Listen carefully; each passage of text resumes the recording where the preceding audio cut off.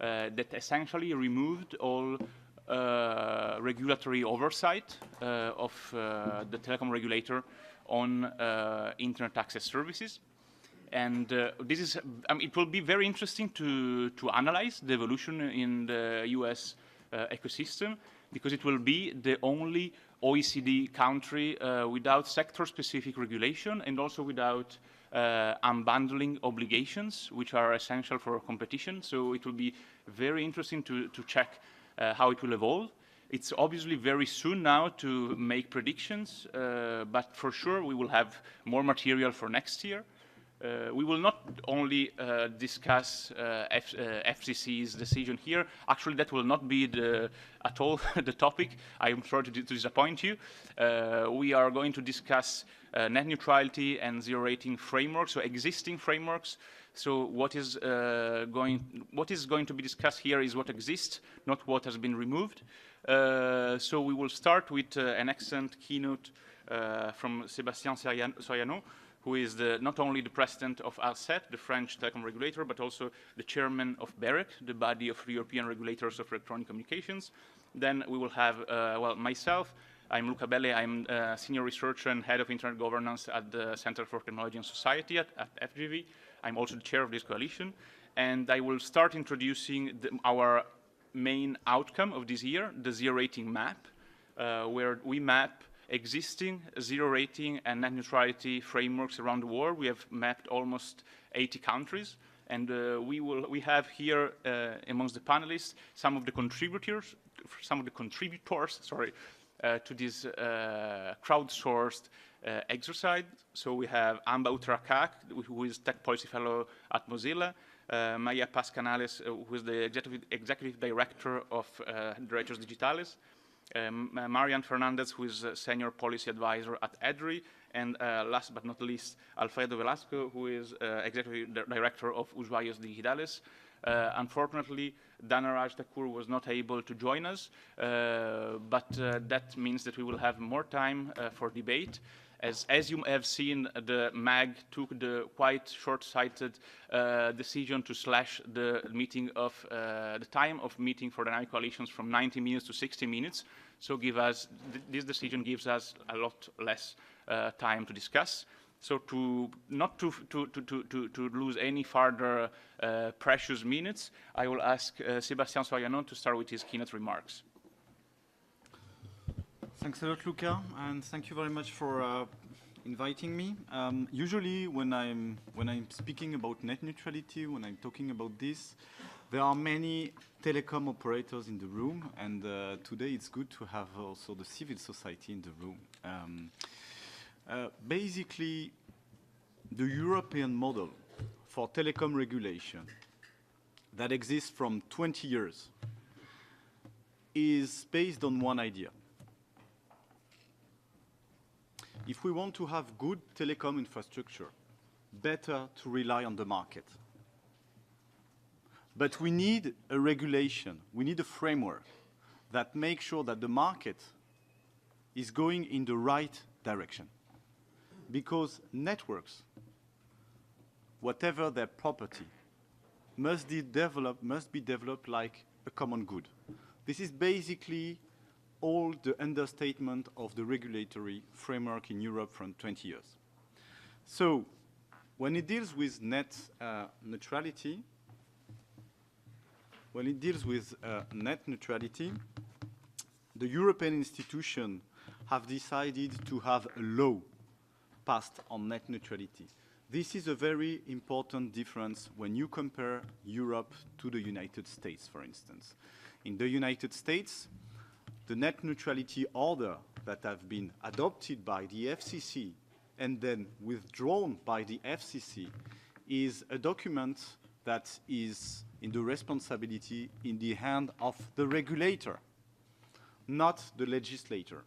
In Europe, the institutional setup is different. So it means that when we pass a law about net neutrality, we have the Council of the 28 member states that are committing on this text. We have the European Commission with all the technicians that are committed on the text. We have the Parliament with all the countries represented, with all the parties of Europe that are committed on the text. So today, we have a framework, and we have it from, hopefully, a long time. I just was talking with Commissioner Maria Gabriel, who is in charge of digital issue in the Commission. She was in a room close to here. And she confirmed me that she was very, very much committed in maintaining in Europe our framework on net neutrality, whatever telecom operator could say about this. And we had also a clear statement from the Vice President Ansip, Vice President of the European Commission, who is exactly on the same line. So now, several words about what is in our European framework. So the idea is to have a regulation, so a law, a European law, that put principles, and then to have the regulators, the 28 regulators, that are putting these principles into practice. And what we strongly believe in Europe is that there is no contradiction between net neutrality and innovation. So the whole idea of the framework is to have flexibility when implementing it. Sometimes I hear about the loopholes in Europe. I think the loopholes in Europe are about the medias that are talking about net neutrality in Europe. Because actually, for the moment, as I will explain, it is too soon to judge about what we are doing. And this will be my main message today.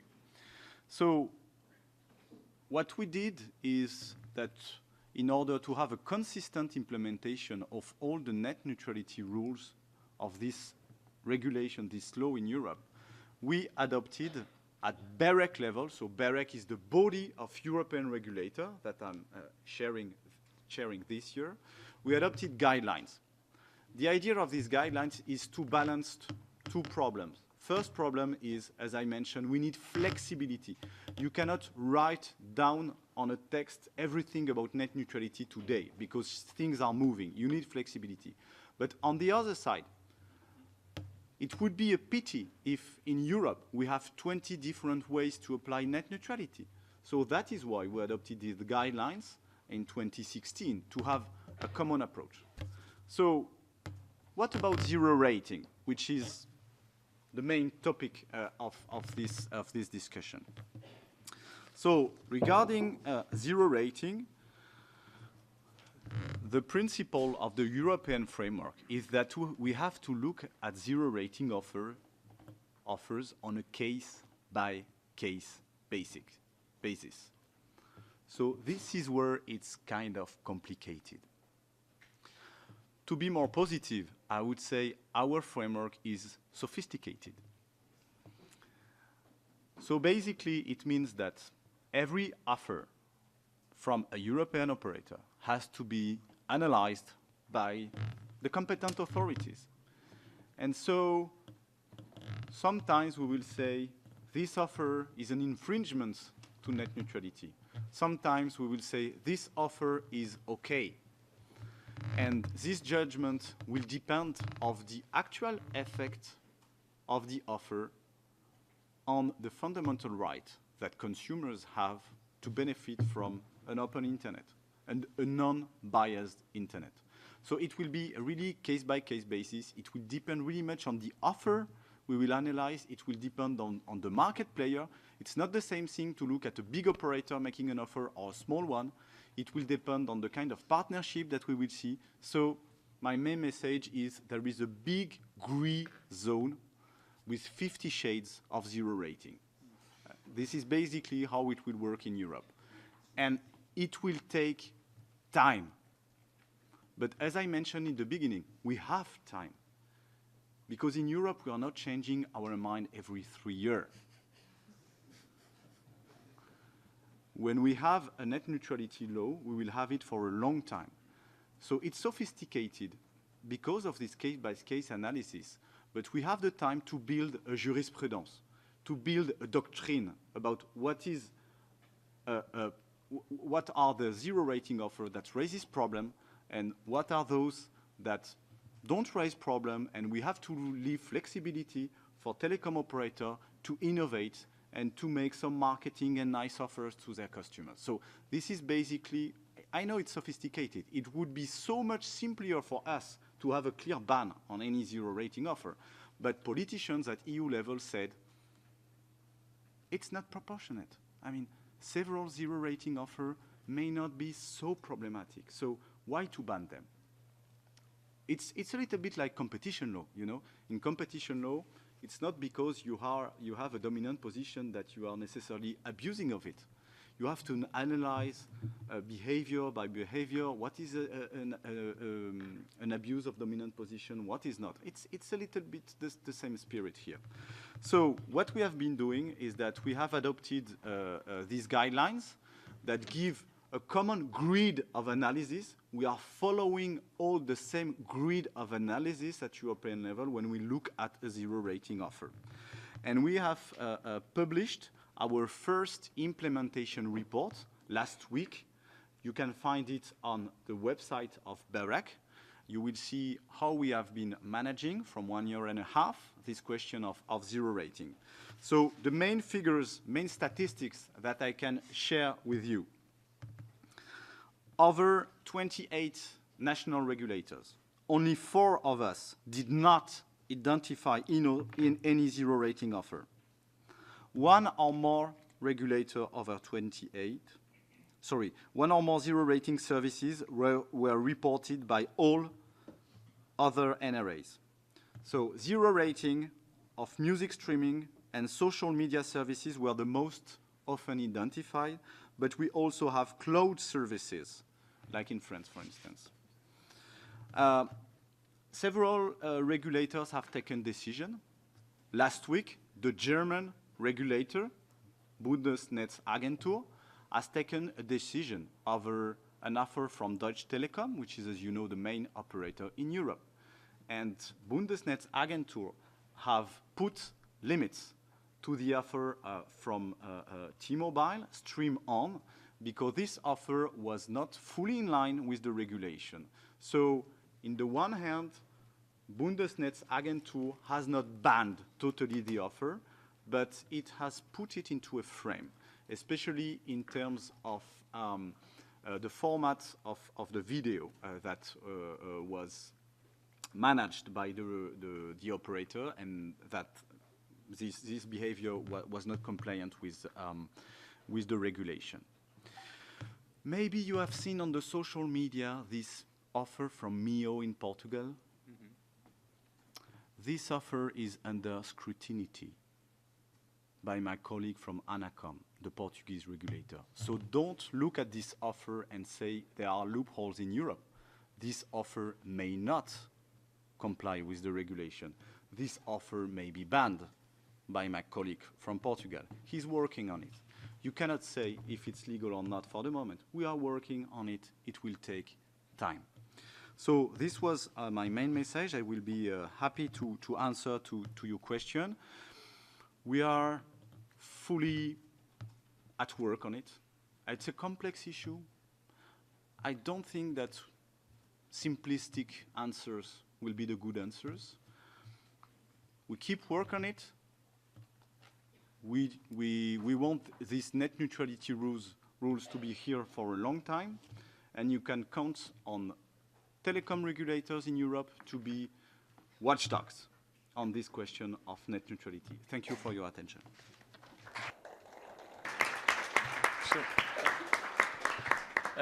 as Sébastien will have to leave a little bit before the end of the meeting, I would like, if there are any questions on net neutrality in Europe, we can take 2 now and then keep on going with the presentations. So are there any questions on these specific remarks now, or if otherwise we can wait the end of the session?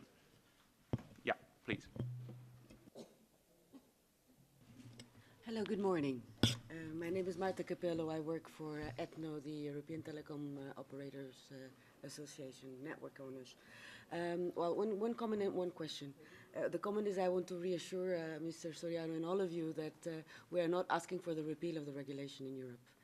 We might have had other ideas before the regulation was approved, but we're totally behind with the non-discrimination principles, and our members will comply with the regulation and will liaise with regulators to do that in the best way that they can. My question is, and also relating to a remark that you made in the beginning about the developers in India, and I know that Mr. Soriano also has having some exchanges with the Indian regulator. When we're talking about these offers, Mr. Soriano also said that it's really important to look at the specific situation and to the market to actually assess whether these offers are compliant or not. When you look at the Indian market and within the several markets in Europe where there are more or less choice, do you think there are differences of the impacts of the offers? So do we think that we can fully export our rules from one country to the others? Or in markets where the choice of services, where there's more than one operator and you have a wider choice, could actually impact the judgment that you make on a specific offer? We can take also another question, and then, okay, there. Yes, Boris Engelson. I am just a silly local journalist freelance. In the common language, neutrality has a very different meaning of what we use concerning vis-à-vis the internet. Still, the usual sense, meaning, would make a lot of sense too in the internet. You know, if you discuss, for instance, in the old paper world, the neutrality of a library catalog, it makes a lot of sense. We very well know what a biased catalog or biased keywords to access would mean. But in the world of internet, the catalog is search engines. And we never discuss that. We never discuss neutrality in that sense. I do not mean neutrality of content. I do not want a state committee to declare what is good and bad opinions on the net. I just want to discuss about neutrality of access tools, and we never discuss that. That's very good remarks. I will let Sébastien answer to the remarks, and then we will go on with the session and more questions at the end. Yeah, thanks a lot. Maybe if somebody can pass my slide back about the North Face. So, once again, the choice of India regarding a zero rating is quite simple. It's a clear ban. The choice in Europe is more sophisticated and it's more complicated. And we are obviously taking the North Face on it. I'm not advocating for this model to be exported. I mean, situation in India and Europe are different. The development of the data market, especially on mobile, is very different. So, I mean, different contexts can lead to different situations. What is important is that we cooperate with each other, and we have a very good relationship between TRAI, the telecom regulator, and BEREC, and we will foster this cooperation next year, hopefully through a kind of sharing views document about net neutrality. This is something on track between BEREC and TRAI. Regarding the question on neutrality of search engine, I mean, how to say that? I mean, when it deals with an algorithm, it is difficult to talk about neutrality, because an algorithm is making a choice. If an algorithm doesn't make any choice, it's useless. I mean, so neutrality of any algorithm is something quite complicated, actually. But where I share your view is that if you stay in the technical chain, in the access to the internet, if you want to access to the internet, you need an internet service provider. So if you want him to be neutral, you have the net neutrality rules. But if you want to access to the internet, you have to connect to a device. To a device. A device. You cannot connect to the internet without a device. You can go to the internet without a search engine, but you cannot connect to the internet without a device. And today, devices are of tremendous importance in your experience of the internet. Look at the difference of experiencing the internet of a PC or a laptop and with a smartphone. And tomorrow, this difference will be even greater with vocal assistant. Because the artificial intelligence in the vocal assistant will make many choices for you. Because the more sophisticated is the device, the more the device is influencing your choice over the internet. And so today, I would suggest to have a reflection on that. What kind of openness of the devices do we have in hands? And so I'm happy to say you, as chairman of ARCEP, and not BEREC, so the French regulator, that we have initiated a dialogue and work on that, and we have a public consultation on track about the openness of devices. I invite you to contribute to our public consultation, and we will issue a report to the 15th of February. And I just would like to finish by saying hello to Louis Pouzin, who is one of the fathers of the internet. I'm really happy to see him here. And if you are speaking about the internet today, is also thanks to Mr. Pouzin, so thank you very much. And I would also like to make a little bit of advertisement, saying that if you are interested in platform regulations, we just presented a book in the session I was before. You find it on Twitter on platform regulations, the hashtag to download it freely. But that is another story. Let's come back to net neutrality. And let's come back to the main outcome of this coalition this year, the zero rating map.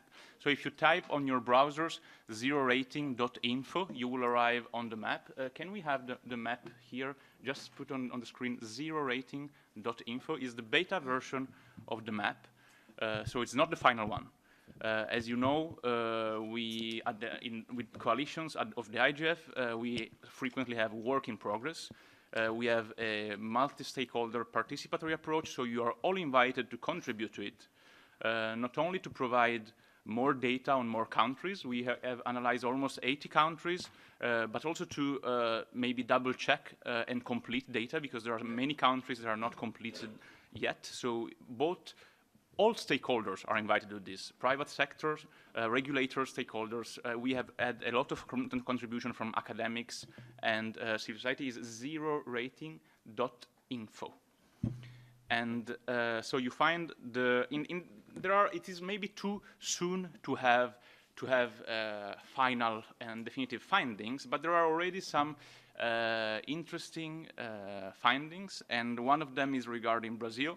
Another country that has taken a decision on zero rating on the 1st of September, which has not been advertised that much, but basically the competition authority declared that zero rating offerings in Brazil are compatible with net neutrality and with competition. The reasoning is quite peculiar, and I will take a couple of minutes to explain it and maybe to criticize it. But let's come back to the zero rating map. So below, there is a bar there.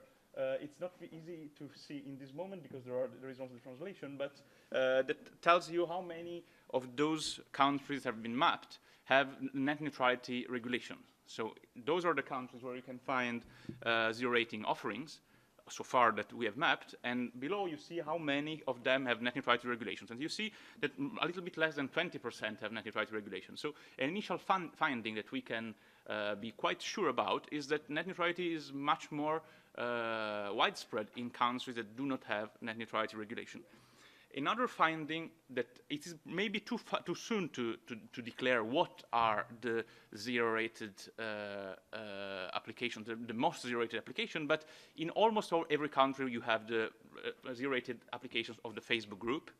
So Facebook applications are zero-rated in almost every country. I'm speaking not only about Facebook, but also Messenger, but frequently also WhatsApp, and never Instagram. But these three of Facebook are the most zero-rated in the world.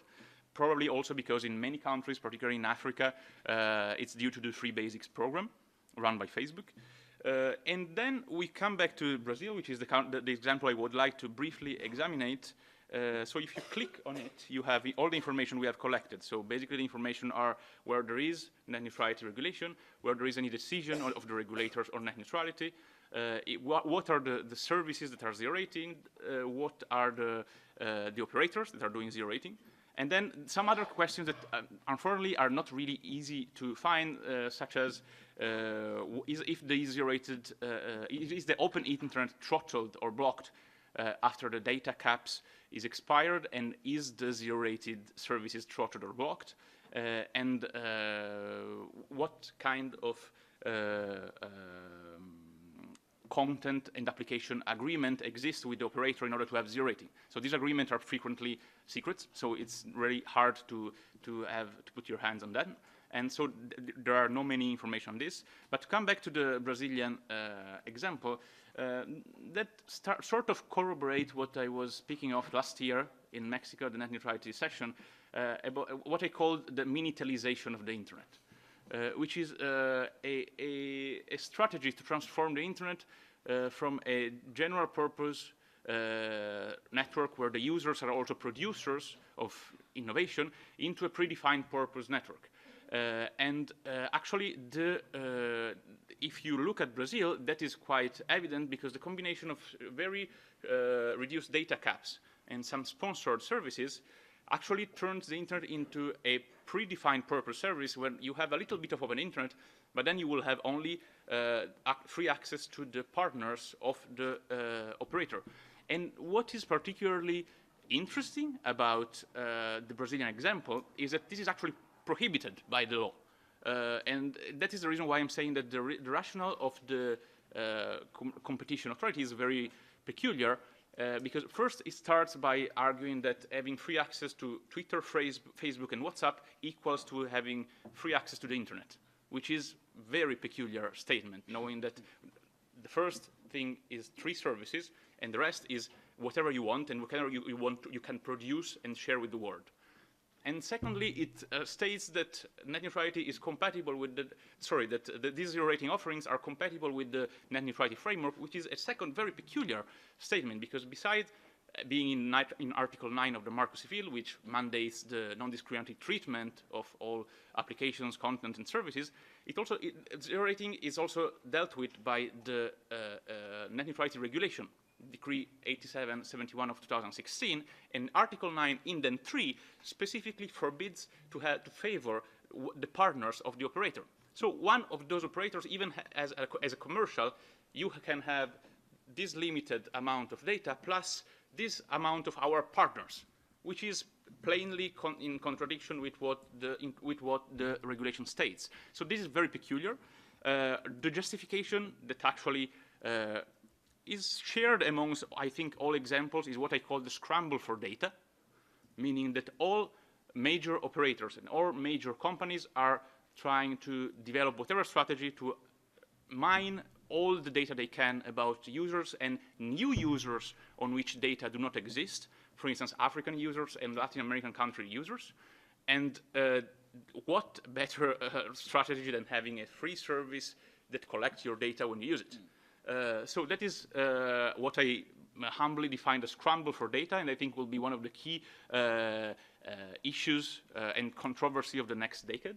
But not to steal too much time to the discussion, I would like to now to pass the floor to Amba that will speak about India, and which has been taking a very interesting decision. So please, Amba, go ahead.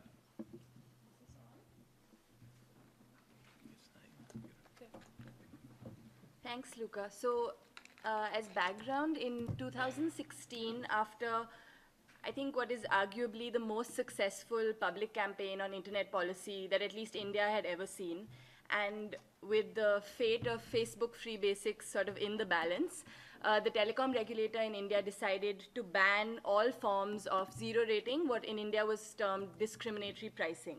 So Nikhil Pava, I'm going to make him raise his hand. Yeah, so if you want to know a little bit more about the campaign, it's less of a story, more of a saga. He's the right person to ask about how exactly civil society worked to create a counter-narrative to Facebook's mission statement that they were merely bringing connectedness to the next billion. But the long story short is that while the rest of the world is still figuring out when differentiation is discrimination, in India, all differentiation of pricing is discrimination per se. we also have, and this is less talked about, we have there's also a prohibition in the regulation which states that no service provider can enter into any agreement by whatever name called, which has a discriminatory effect. So essentially, what can't be done directly can also not be done indirectly. So, I mean, for obvious reasons, the debate in India has now moved to some of what you might call the more fringe issues. So, for example, there is an exception for intranet, or what we call the closed electronic communication network. So how is that defined? Are there ways in which that might be used to evade the spirit of the regulation itself? And especially in light of vertical integrations between service providers and content companies, we're seeing that that exception is becoming more controversial. But I think if you want to know more about the kinds of plans that were there pre-regulation, we can talk about it offline. I thought maybe what I would do for the next few minutes is just speak about where I think that the Indian experience either provides guidance and at the very least provides a moment of introspection on the merits of having a bright line rule, as Americans would call it, or a complete prohibition versus a case-by-case approach. Because when I look at this map and I'm reading through BIREC's new report and the developments in the US, it's reminding me why, at least for India, I think that our regulator came to the right decision. And that's not because I think that pro-innovation, pro-consumer zero rating is not possible, quite far from it, but it's for a couple of reasons. So the first is, it's very clear even when you look across Europe that there are regions of stronger enforcement and regions of less strong enforcement with the same guiding principle. And strength, I mean both in terms of the speed with which you react and also the quality of your analysis.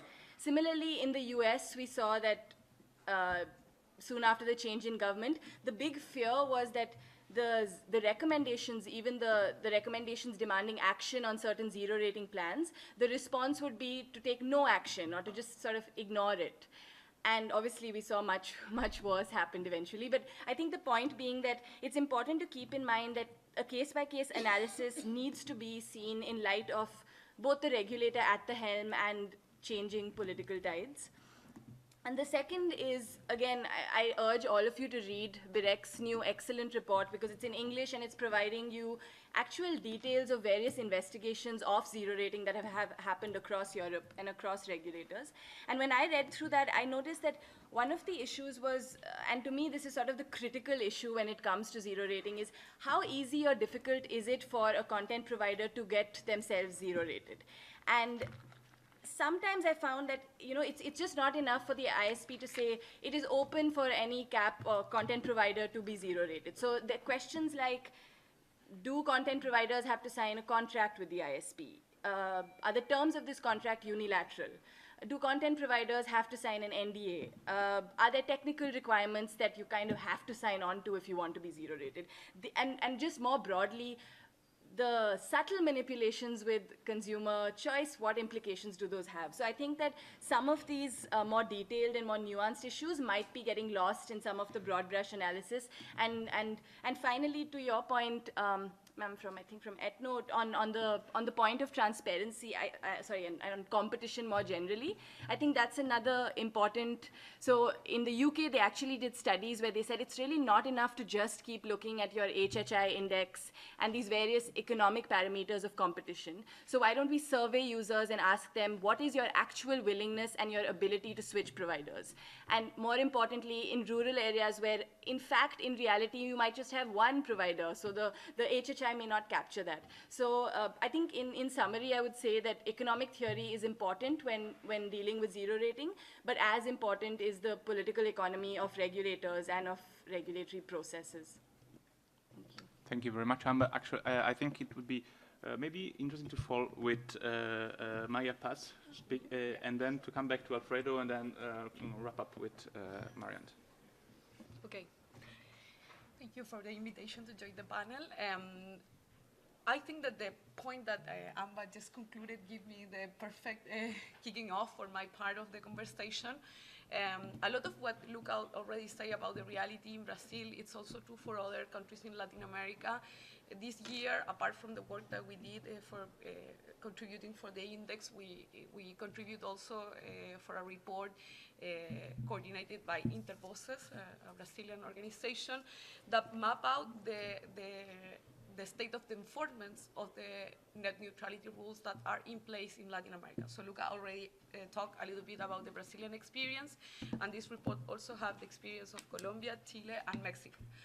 And what we have seen as the result of this research about how these rules have been enforced is that precisely what Amba was saying is totally true, that if you don't have a silver, clear line forbidding zero rating, and you leave it open to the interpretation that the telecom authorities can do about the compatibility of the zero rating with the net neutrality rules, what happened at the end is that the authorities, they don't have the ability or the capacity, technical or of the resources, to really assess the programs of zero rating that are having place in the region. So that's precisely what happened with the Chilean legislation about net neutrality. It doesn't have a clear provision forbidding zero rating, and even we have one of the first countries in the world to enforce clear net neutrality rules. What happened in 2014, that we were also one of the first countries in which the national authority, in some way, in an administrative decision, made a statement about zero rating, and initially was celebrated widely in the world as the first time that some authority stated that zero rating were incompatible with net neutrality. But the reality is not so good like that, because what we have seen is that the interpretation that the Chilean authority gave to this banning of the zero rating was more related with the issue that at that time the programs were advertised in Chile as a full connection to the internet. So the authority just banned the part of the offering of the program that was related with this mislead offer. But what the operators did, they quickly adjust to this recommendation made by the authority and start to offer the same zero rating programs, but specifying which were the applications that were zero rated.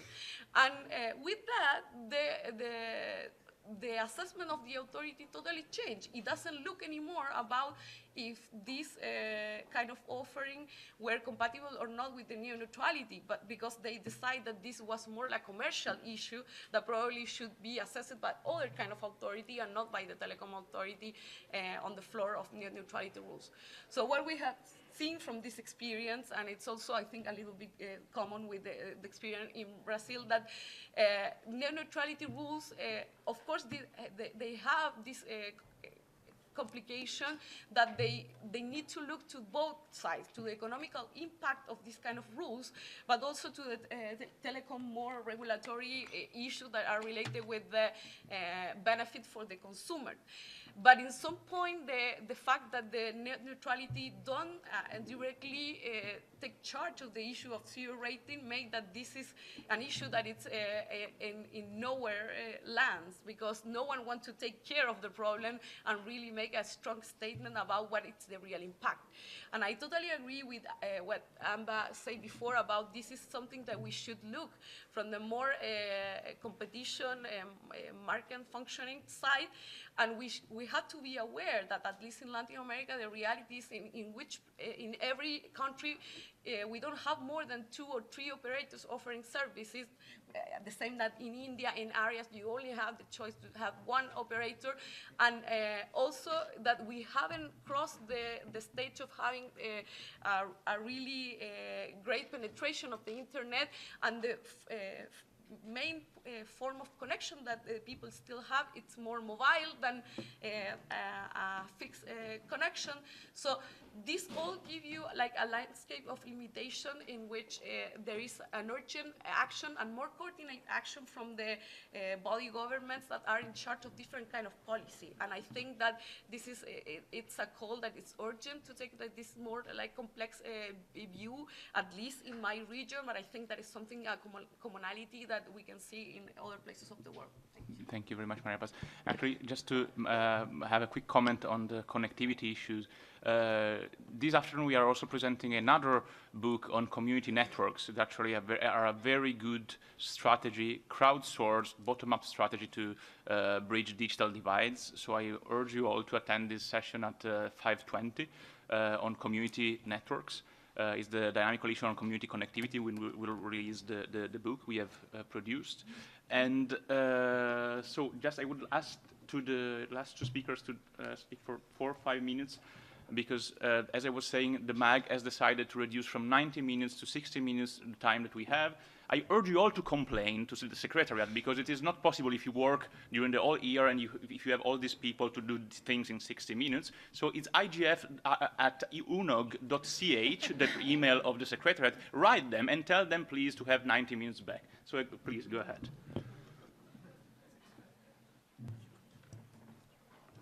Look, thanks for the space. Please, the presentation,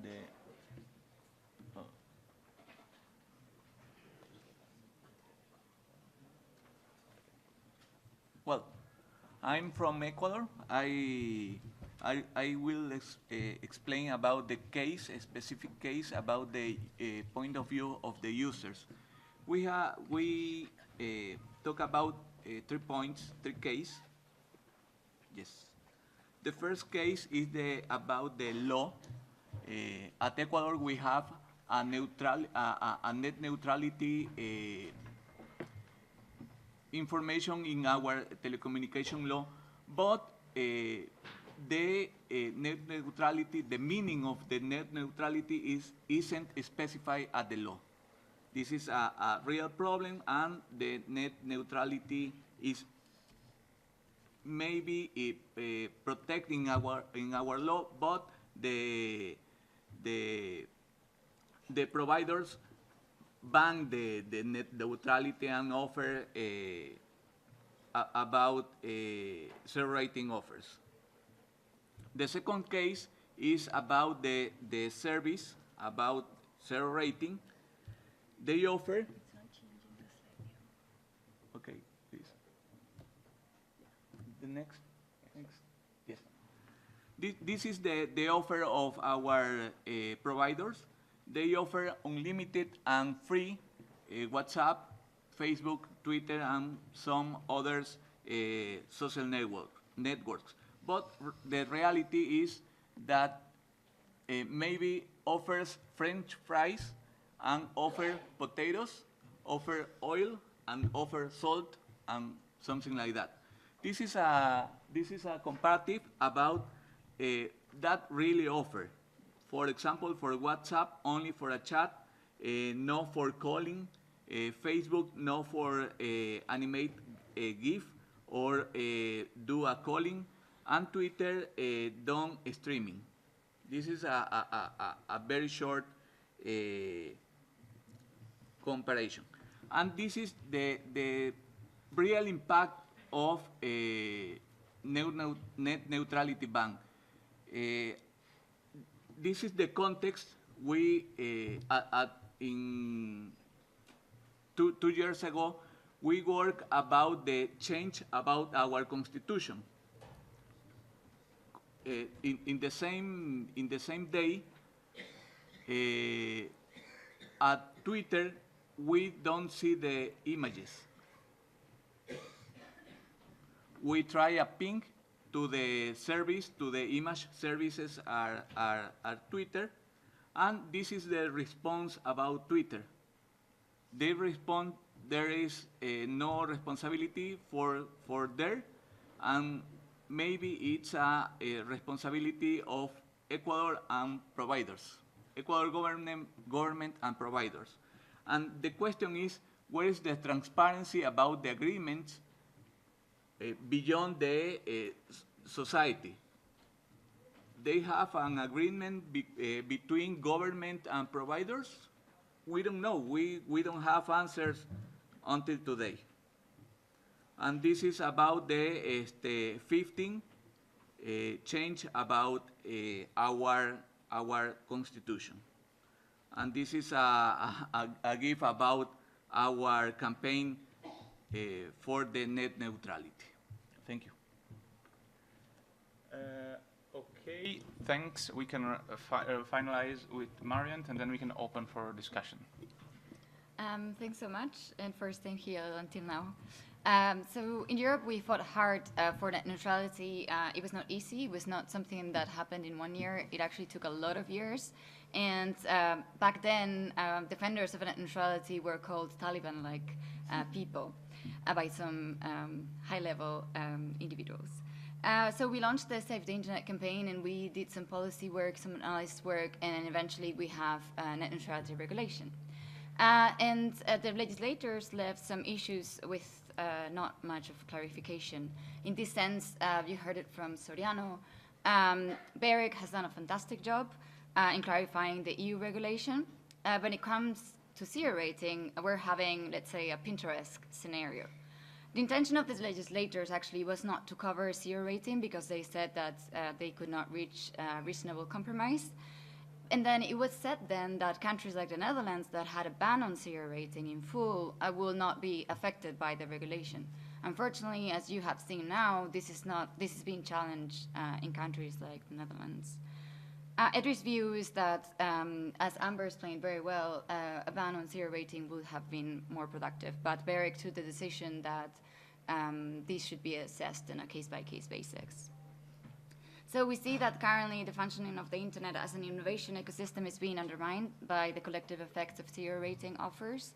We're seeing that in a number of cases, for example, in the Netherlands or Germany, several telecom regulators have approved offers from internet access providers which do some form of zero rating.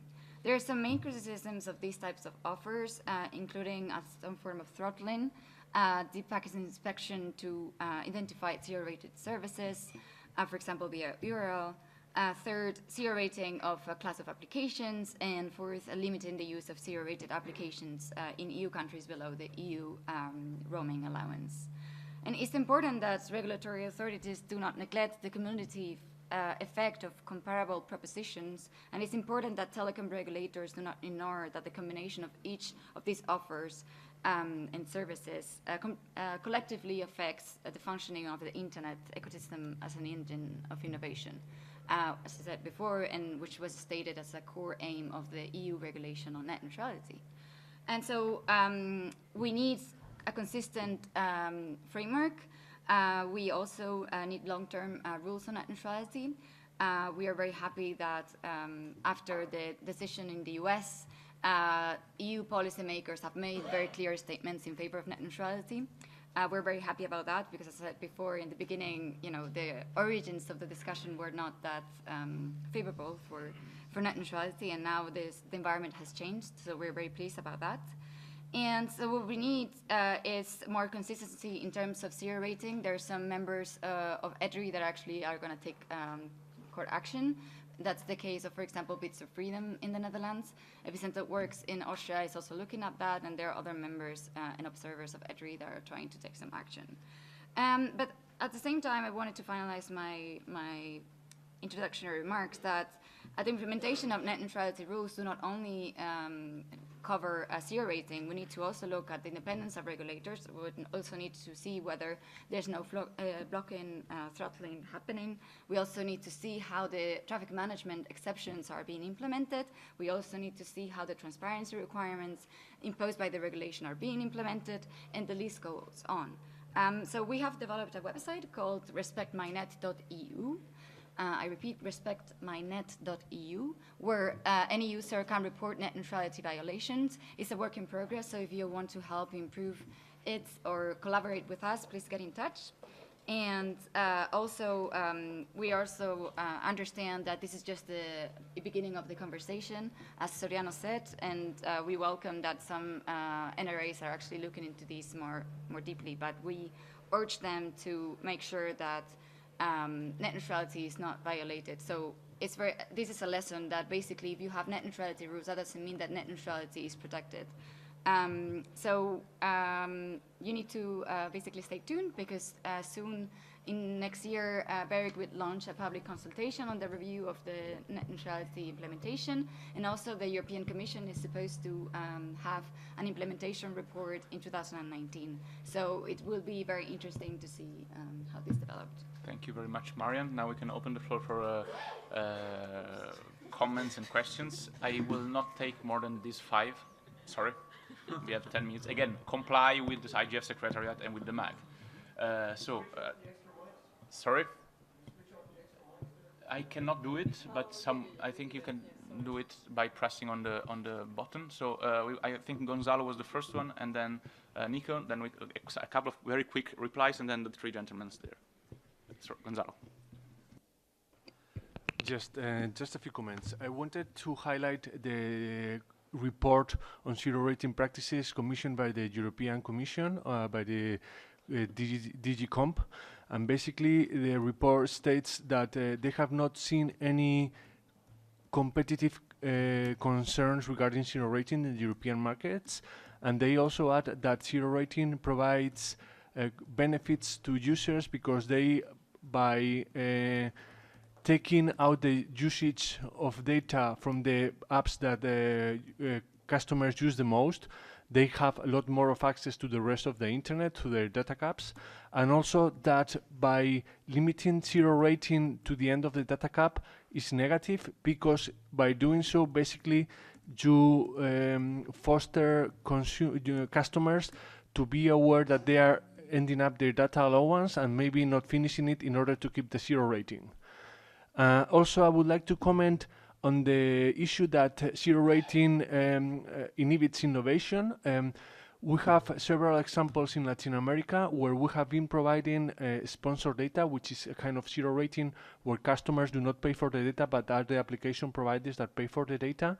That this has been having a great impact into the adoption of apps, of app developers that are very small and that are, we would say, startups, and that they have had great increases in the use of apps. So that's way in which innovation is fostered. So zero rating does not inhibit innovation. And as last comment, I was having a discussion the other day with a university professor, which was explaining zero rating in the telecommunications engineering students. So basically they fully understand what net neutrality is, and they were fully agree with the net neutrality principles, but when dealing about zero rating, they say, no, we want to keep our zero rating. That provides great service for us, and we want to keep the zero rating for ourselves. Thank you. Gonzalo, I would urge to have shorter comments and questions if you can. And I think, yeah. Hello. I think I will give the exact opposite perspective. I'm Nicolas Chanis from Maltermundi. We work with community networks. One thing that we usually discuss in community networks is how we can move the discussion forward, not defending ourselves all the time. So we don't just need to have good access. We need to also defend the right to co-create the internet. And the right to co-create the internet needs more than just net neutrality for access. And one very important point in this is the asymmetry of bandwidth. This is usually never addressed in net neutrality, and it is the basic discrimination. The basic discrimination in the internet, which is conceived as a network of peers, is to have an asymmetric bandwidth to the end user. Yes, thank you. And again, if you want to know more about this and about community networks, this afternoon at 5:20, the 3 gentlemen with their questions there or remarks. So, my name is Nikhil Pava. I'm from the Save the Internet campaign from India. I just wanted to address a few points. That one of the things that zero rating does is that it essentially negatively impacts the nature of the internet as a global public commons. And the point about co-creation is right, because we're all users, we're not just consumers of the internet. And one thing that we got through in the Indian regulation was that our regulator pointed out that ISPs and telecom operators should not have the right to shape the user experience, whether it is by pricing differentiation or discrimination, or it is through discriminating in terms of speeds. And that's important for a country like ours, which has about 700 odd million people who haven't yet come online, and we want them to have the same internet that the rest of the world has. Zero rating effectively pushes for the balkanization of the internet, and that hurts us all. Just in terms of data, in the last 1 year after our net neutrality regulations came out, we've added about 80 million mobile internet connections. A majority of the user base has shifted from 2G to 3G and 4G. We've had massive investment in infrastructure. Data consumption in terms of bandwidth has gone up about 7 to 10 times, especially in terms of video. And data prices are now about 1/10 of what they used to be before the net neutrality regulation came in. And that's been done because there has been fresh competition in the market, because mobile operators are now competing for users and the quality of service and the cost of service, instead of trying to compete in terms of whether they're providing video or not. So we've prevented vertical integration. I would urge everyone to push for strong net neutrality regulations and banning of zero rating across the world. Thank you. Yes, there are two comments. Yeah. The gentleman, no, that one and this one, and you. Yep. Yeah. Okay. I am Rupinder Prahar, again from India, from the Internet Service Providers Association, as well as from the Executive Council of the APNIC, though these comments are India-based. When the regulator came out with the consultation paper in India, wide-ranging discussions took place. Please remember, it's always better to look at both sides before you take a decision. So it is right to the extent that the telecom service providers who own the networks, they are losing money, or they are saying they're losing money. Reason is that the bandwidth prices are falling. It's a paradox. How, as the demand is increasing for bandwidth, the prices are falling. In the world, in business, otherwise, whenever demand of something increases, the prices increase. So this is opposite which is happening. They feel that it is the content providers who are actually making the money, and they should share the money with them so that they can make better networks. Well, that is one point. So let's keep that in view also. However, in both countries, whether it is in Brazil or now in India, the decisions have been taken by governments who are interested to take on decisions for benefit of the public, right?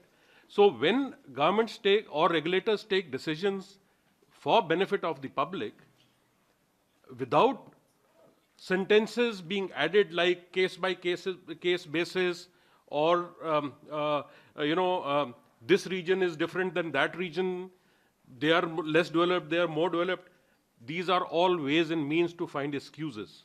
So I would agree that if across the world, if we have to do, then we must have a free internet. Zero rating has to be banned. Thank you.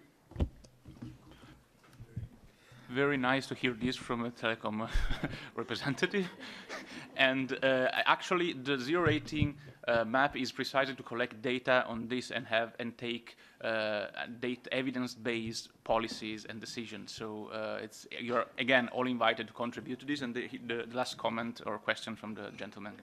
Yeah, my name is Tasha. I'm consultant for German government, and for me, this discussion is a little bit strange because my point of view is that data caps are disappearing on the market.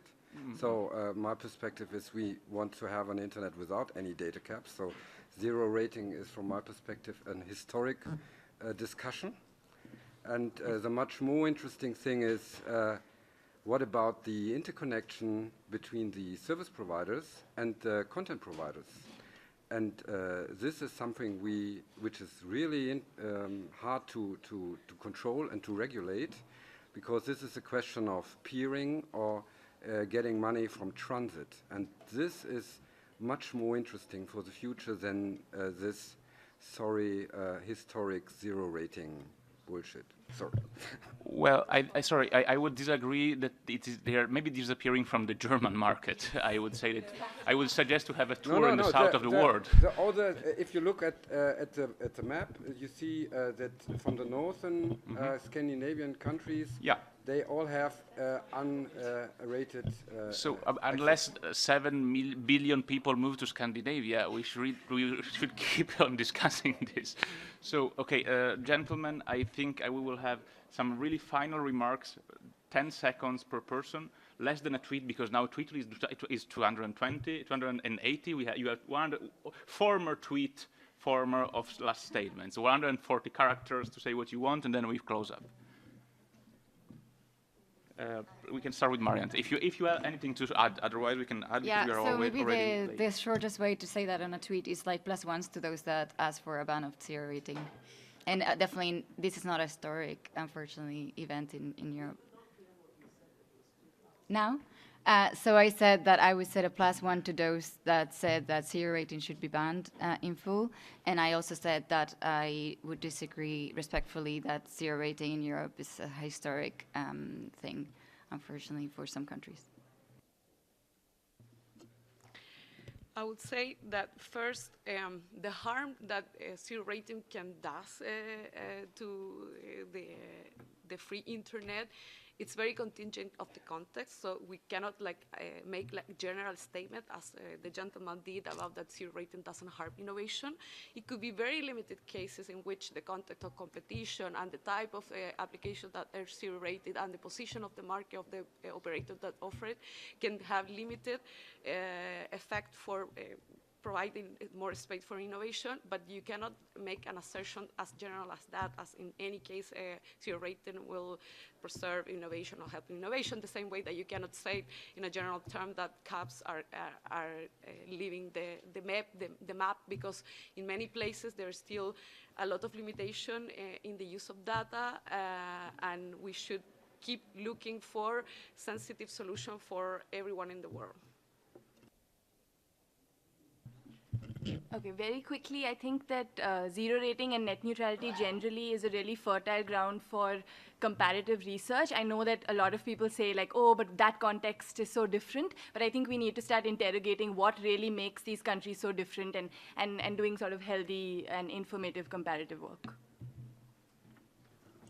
For us at Ecuador, the net neutrality is transparency. Transparency between the actors, transparency in agreements, transparency in a law.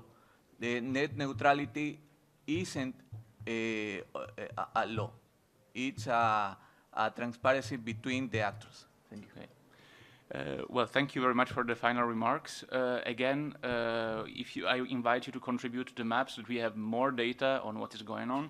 And I invite you again to come to the release of this book on community networks so that you know what is a very sustainable alternative to zero rating to provide new data and to empower people. Thank you.